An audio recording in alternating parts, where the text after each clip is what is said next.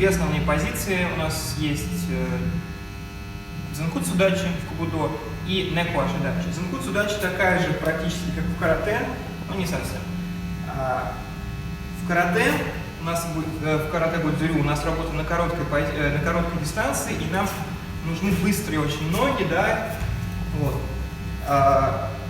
Поэтому у нас позиция не классическая зенкуцу дачи, да, а так называемая, ну не так называемая, а хан зенкуцу дачи. Хан по-японски значит половина. Половина зенкуцу дачи, то есть мы чуть-чуть повыше стоим. И у нас ноги чуть-чуть посогнуты, то есть такая пружинистая позиция. Кубудо — это больше фехтование. То есть в любом случае, когда вы берете в руки оружие, у вас такой получается небольшой схожесть с фехтованием. Почему? В фехтовании главная дистанция. Вот с оружием тоже главная дистанция. В карате нам главное подойти близко к партнеру и там уже работать корпусом и руками. В кубудо решают сантиметры. Да? Для меня чуть-чуть партнер не дотянулся, противник, ударом, да, я сделал, например, смещение назад в некуаши дачи, потом с выпадом я его контратаковал. И вот поэтому здесь стойка в кубудо, она длиннее. То есть длинная зенкуцу дачи длиннее и короче. То есть если шика зенкуцу дачи в карате может быть чуть пошире и покороче, то в кубудо она длиннее и уже. Вот такая позиция. То есть я стою в мусубидачи, переднюю ногу я поворачиваю точно вперед, а задней ногой я шикаю назад. То есть у меня пятки очень близко друг к другу, но не на одной линии ни в коем случае. Очень близко. Вот. Очень важно, что все равно при такой длине позиции задняя нога оставалась согнутой. Это нам нужно для активных движений ногами. Вообще я могу переносить вес, да, у меня две ноги, я переношу между ними вес. В зенкуцу вес расположен примерно вот здесь, да. Зенкуцу значит позиции, когда вес направлен вперед. То есть вот вес от центра чуть смещается вперед, да. Ее обратная сторона — это кокуцу, да, вес уходит на заднюю ногу, вот он где-то здесь. При этом, опять же, задняя нога пружинистая, согнутая. Вот, пружинистая позиция. Не такая, не выключайте ногу. Ноги обе всегда работают, у вас всегда две пружины. Вообще, нижняя часть тела у вас такая большая-большая пружина, которую вы постоянно сжимаете, и она дает вам энергию двигаться.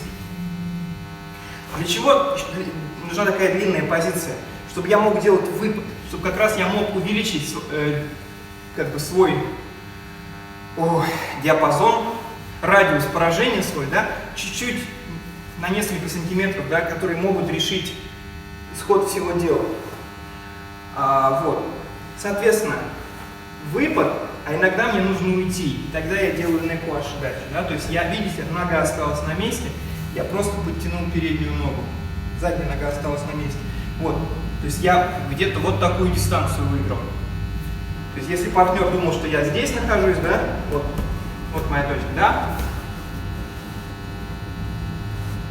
Та же самая история работает и в карате, но в кубудо она намного более важна, потому что в карате, если вас могут ударить, вы этот удар можете выдержать, то даже вот такое движение в кубудо, скорее всего, если не будет травмы, да, то все равно вы вас шокируют, вы отпустите оружие, если я атакую, мне и нужно в первую очередь, чтобы вы отпустили оружие хотя бы одной рукой, да, и в этот момент вы перестаете, у вас пропадает возможность сопротивляться, да, и защищаться, и тогда я уже могу делать какие-то быстрые связки. Некуаши сильно отличается, особенно с длинным оружием, сильно отличается от того, как это выглядит в карате. Она даже больше похожа на зенкуцу, чем на некуаши каратешные. Я переношу вес на заднюю ногу и сгибаю ее. Вот. И на задней ноге у меня получается где-то в районе 40% веса. Я не ухожу с ноги полностью. В классическом некуаши в карате у меня 80% веса на задней ноге. Да? Я могу вот так поднимать, могу атаковать. Сижу достаточно низко. В кубудо на передней ноге остается где-то в районе 40% веса. Для чего? Чтобы как раз я мог делать вот это вот движение, да? Вот такой вот переход. Чтобы я мог делать выпад, мог сразу уходить назад. Мог снова делать выпад, уходить назад. Вот. Что касается пятки, не нужно вот так ее задирать. В этом нет никакого смысла. Смысл здесь в том, что я плюсной, как на педаль, нажимаю на на пол, на землю, да, чтобы я мог как раз сделать этот баланс веса. Пум. И для этого достаточно просто, чтобы пятка, ну, поднялась. Точнее, это уже последствия. То есть причина — это то, что я нажимаю плюсной на пол. Вот. Поэтому поднимается пятка. Задрать пятку не самоцель. Позиция длинная, узкая.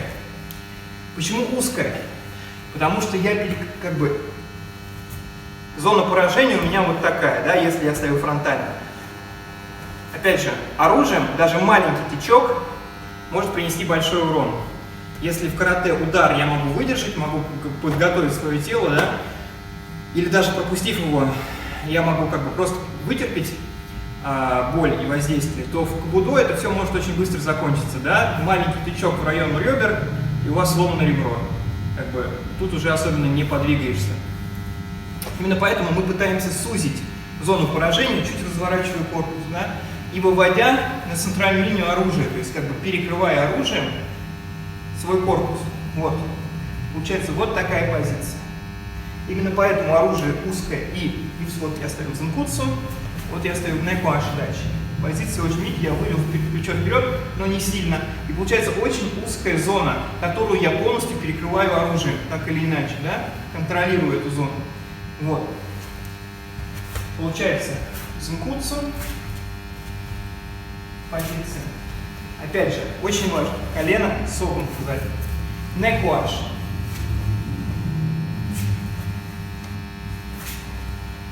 Длинная, чтобы я мог двигаться, да, не такая, а вот такая. То есть прямо нажимаете на деталь, вы наступаете и нажимаете на это, у вас постоянно идет ребалансировка, да, у вас вес вот так вот двигается между двумя ногами. Становитесь очень подвижным, да, тогда вы можете очень активно двигаться в боевой позиции.